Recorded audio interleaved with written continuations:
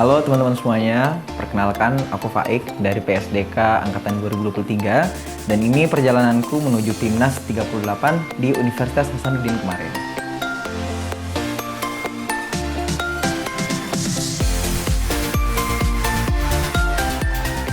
Oke, PKM-ku sebelumnya itu berjudul Antara Safe Space dan Toxic Space, Studi Ekologi Media terhadap Komunitas Marah-Marah di Media Sosial X. Awalnya kami terinspirasi dari bagaimana orang itu sekarang lebih suka untuk mencurahkan isi hatinya di dunia maya. Tapi ini tidak biasa, disalurkan di dalam komunitas dan terikat dengan suatu unsur emosi tertentu, marah-marah.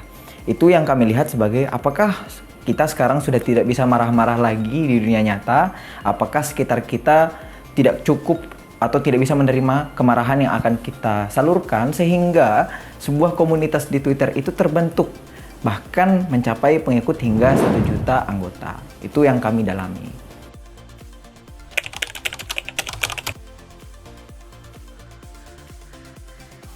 Kalau tantangan selama penyusunan proposal, bahkan bisa aku bilang ketika PKM itu juga dijalani adalah rata-rata anak-anak PKM itu adalah bibit-bibit unggul begitu di setiap fakultasnya masing-masing.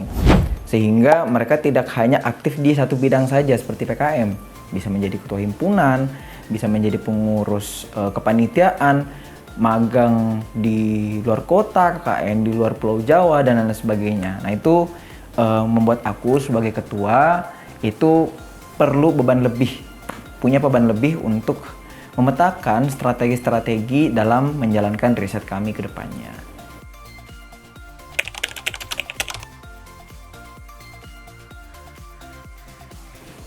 Oke, untuk dinamika tim bisa aku bilang high pressure ya.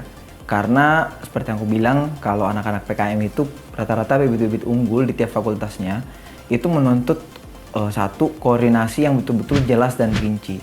Tiap-tiap orang punya tugas apa, pembagian tugasnya seperti apa, sampai ke penyusunan proposalnya, teori ini siapa yang kerjakan.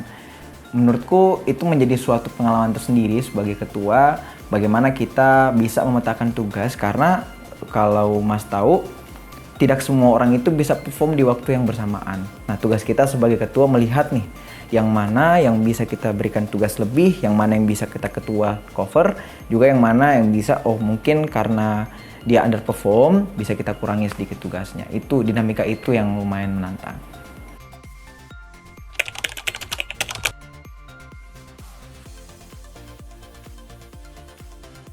Oke, sebagai ketua untuk di bidang PKM itu biasanya adalah generalis.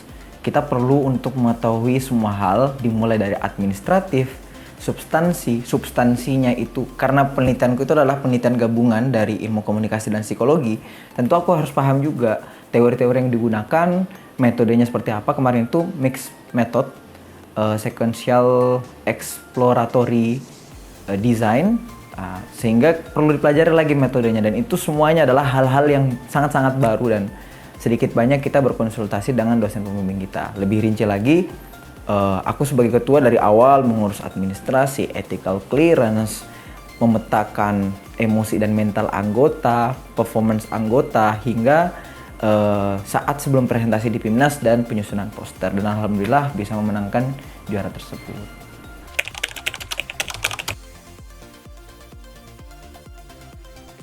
Kalau kendala sendiri adalah jadwal dari Kemdikti yang lumayan gak jelas pada awalnya. Apalagi pada tahun 2025, PKM itu sangat-sangat diundur. Waktu tahun 2024, aku ikut sebelumnya, April itu bahkan kita sudah bisa memulai penelitian. Sementara di tahun 2025, bulan Juli baru ada kejelasan bahwa siapa-siapa saja tim yang lolos PKM dan bisa memulai penelitiannya. Setelah penelitiannya berjalan secara ringkas. Info mengenai tim-tim yang lolos PIMNAS juga sedikit terkendala. Bahkan ketika sudah diinfokan, kita hanya punya waktu 2 minggu untuk membuat PPT, membuat poster, menyiapkan presentasi dan lain sebagainya. Sementara tahun lalu itu bisa sampai 1 bulan gitu persiapannya. Itu menjadi titik balik tim ini benar-benar habis-habisan untuk mengejar medali PIMNAS tersebut. Mungkin itu kalau di timku.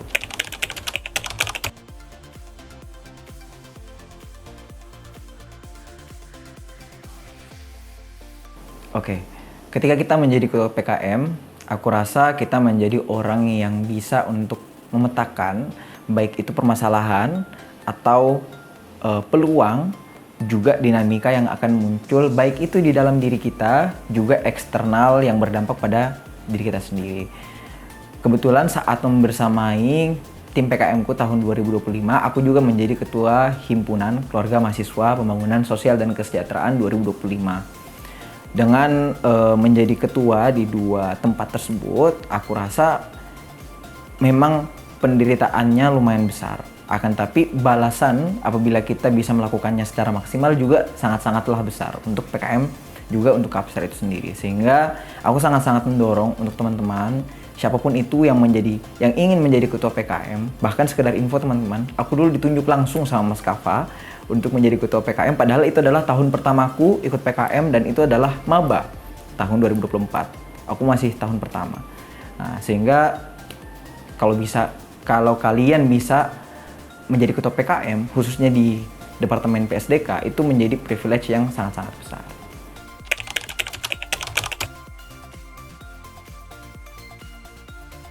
Tips untuk teman-teman yang mau ikut PKM, yang pertama adalah selalu memperjelas alasan kenapa kalian menyusun proposal penelitian tersebut.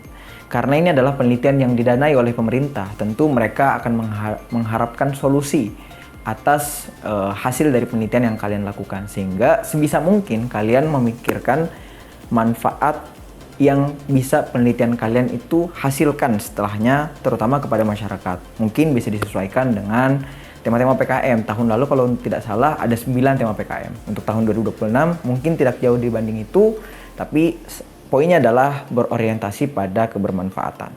Dan itu untuk general. Untuk yang teknis, aku sangat-sangat menyarankan teman-teman untuk selalu monotolensi tiap-tiap hasil pertemuan kalian. Kenapa? Karena PKM itu seringkali membingungkan peneliti yang menyusun proposalnya itu sendiri. Bahkan aku dulu sempat ada di tahap, ini penelitianku tentang apa sih sebenarnya penelitiannya?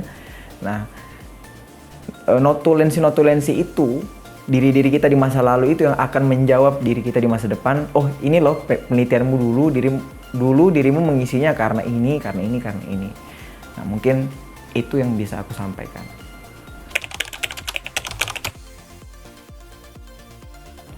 Pesanku untuk teman-teman yang sedang mengikuti PKM sekarang itu adalah tetap semangat, berjuang, sukses.